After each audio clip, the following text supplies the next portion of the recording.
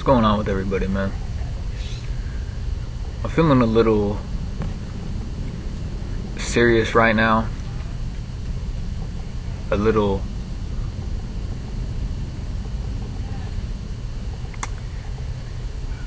upset, I guess, is the only word I could find. More of a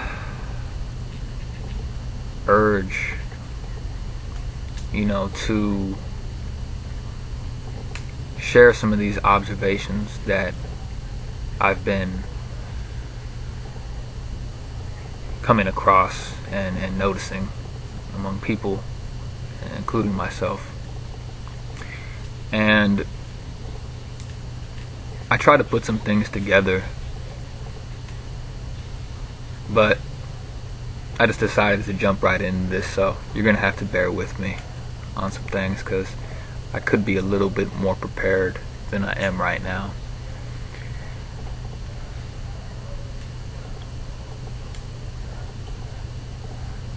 This concept of superiority and inadequacy based on how you look, the degree of pigmentation on the surface of your skin, your gender, the amount of money in your bank account, the level and degree of your net worth and assets is dying. It's over. The reason it is because it's false. It is the number one contributor as to why the United States of America is more divided than it ever has been. I find that through my research that there has to be more white people speaking on inequality than people of color. There has to be. The reason being is that in the minds of the consensus, white males have been the authority for as long as America, the United States of America, was even established. Looking through archives of data, I've come to the conclusion that many people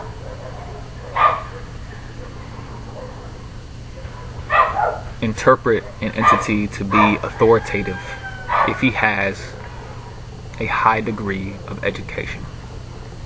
The highest degree of education that you could receive is to become a doctor of philosophy, or more commonly referred to as a PhD. The concept of a PhD did not originate in America. It originated in Germany.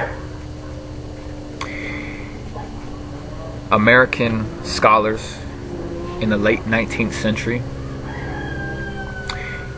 traveled abroad after completing their bachelor's degree to receive a PhD. The people that received this PhD were primarily of European background, and these people, such as Horace Mann, which you could look up, I will leave a link below this video, established the dynamic of modern school curriculum and the overall structure of how academics is set up And it was these individuals, the first conglomerates that received these PhDs and came back to America, that set up who would be considered an authority. The first person of color to receive a PhD was a gentleman named Edward Alexander Boucher. He received a PhD from Yale University in physics in, I believe, 1876 or 1878. Of course, he was limited in his range of opportunities because of the systematic and racial discrimination that was in your face and not subtly hidden like it is today. And despite his intelligence, was not considered an authority, was not considered credible, was considered lesser than, inferior, savage, criminal.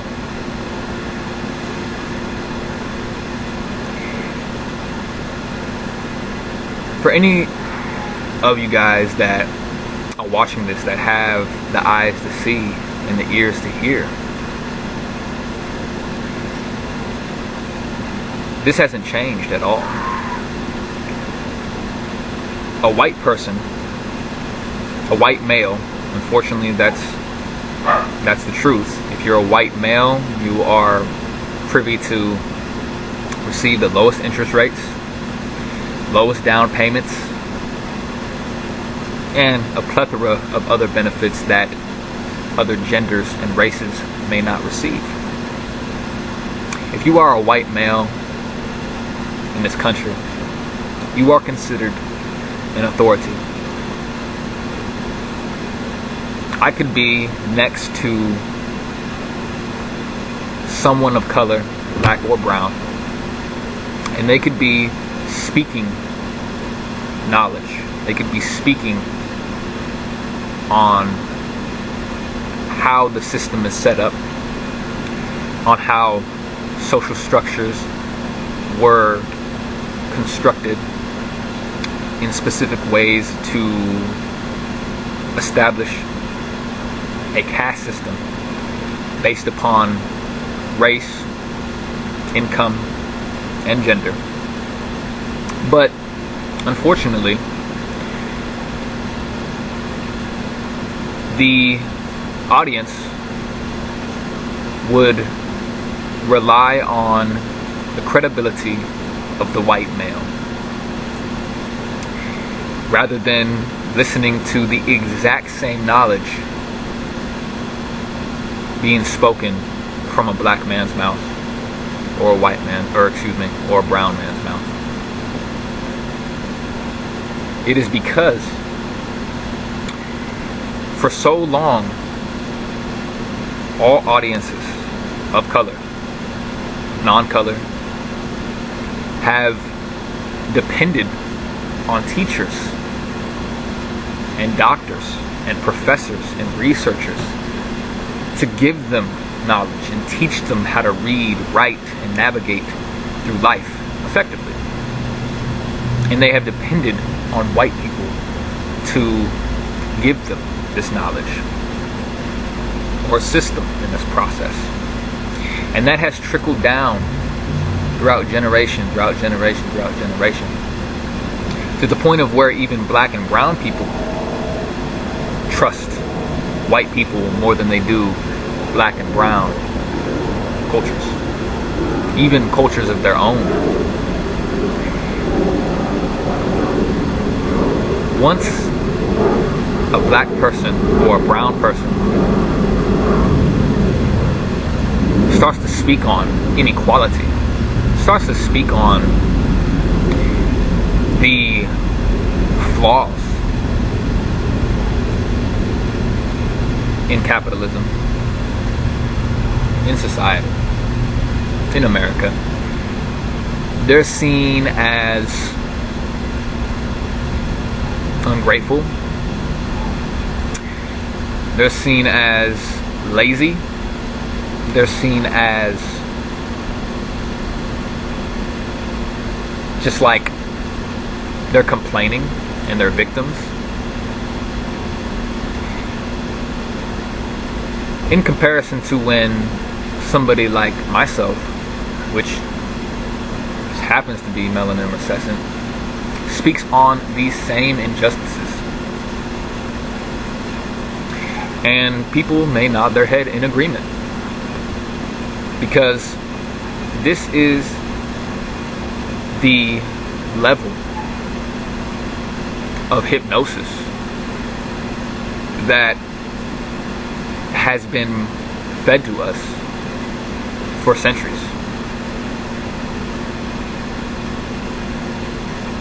When black people and brown people, start to climb the ranks of the social ladder and become an authoritative figure in their community, the resistance to accept them as an authoritative figure is so strong. People are so quick to dig up their criminal history, their past, try to shun them off and say that they're involved with criminal activity, only utilizing their power for self-interest, maybe involved with a prostitution ring. Or it's like, why are they even trying to better their communities? Why are they trying to open up their businesses? Maybe they're now involved with some type of criminal activity. Now this is something we have to look out for. It's insanity. And it frustrates me deeply, because as much as it seems as if I'm trying to defend only black and brown people, I am in defense of equality.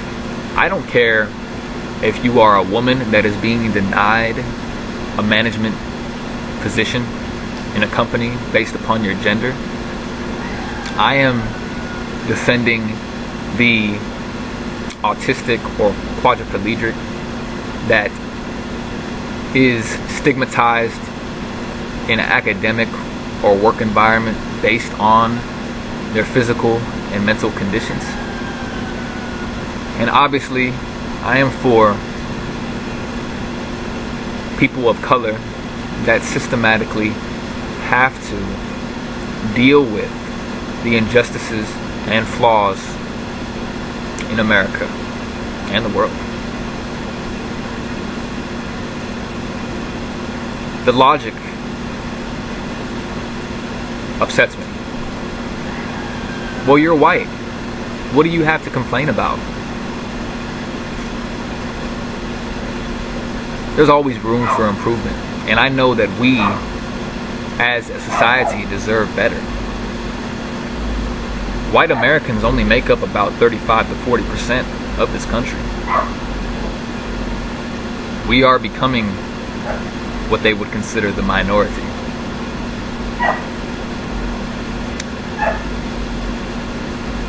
I will always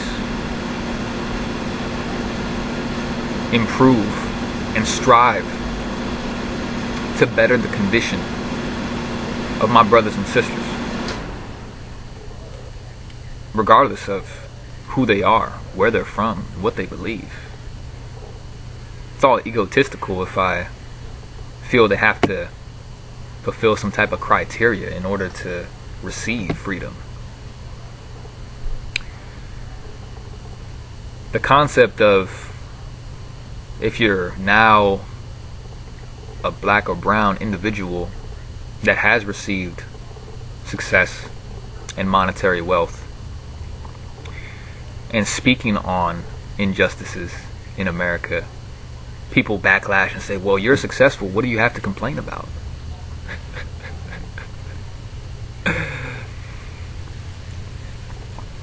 This is like saying